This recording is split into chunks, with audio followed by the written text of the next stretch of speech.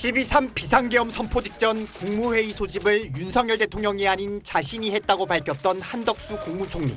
제가 국무위원들을 모으자고 했습니다. 같이 이 문제에 대해서 반대하고 이것이 초래할 일들에 대해서 대통령님을 설득하고자 했던 것입니다. 한 총리는 국회 발언 이틀 뒤 정부 서울청사 9층 국무총리 집무실에서 경찰 피의자 조사를 받았습니다. 한 총리는 당시 조사에서 대통령은 처음부터 국무회의는 생각하지 않았던 것 같다고 진술한 걸로 확인됐습니다. 비상계엄 선포 2시간 반쯤 전인 지난달 3일 저녁 8시쯤 윤 대통령으로부터 들어오라는 전화를 받고 선포 계획을 모른 채 대통령실에 도착했고 경제 사회적 영향을 내며 만류했지만 대통령은 의지가 확고했고 다른 국무위원들의 말도 들어보자고 하니 그럼 그렇게 한번 모아보자고 했단 겁니다.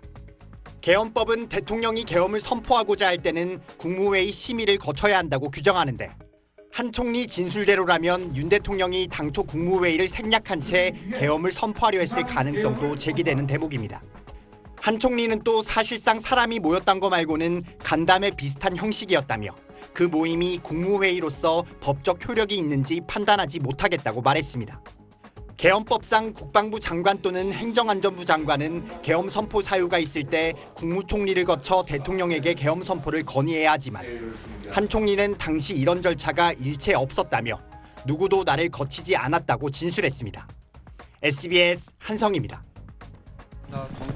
조태훈 국가정보원장은 12.3 비상계엄 당일 임기 종료로 귀국 예정인 골드버그 주한 미국 대사와의 송별 만찬 직후 윤석열 대통령의 전화를 받았습니다.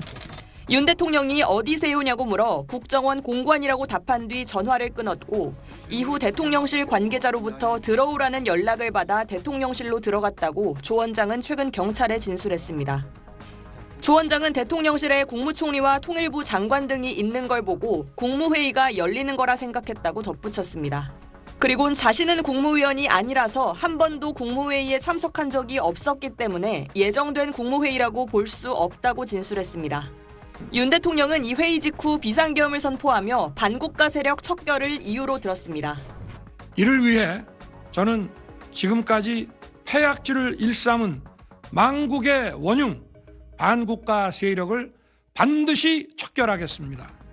그러나 조 원장은 경찰 조사에서 반국가 세력에 대한 정보 보고는 하지 않았고 대통령이 생각하는 반국가 세력이 무엇인지 잘 모르겠다는 취지로 진술했습니다. 반국가 세력은 척결해야 하지만 이를 위해 비상계엄을 선포하는 건 적절하지 않다고도 진술했습니다. 조 원장은 또 총선 이후부터 비상계엄 전까지 대통령에게 부정선거 의혹에 대해 보고한 적 없다며 윤 대통령이 선거 결과가 납득이 되지 않는다고 말한 적은 있다고 경찰 조사에서 말했습니다. SBS 조윤아입니다.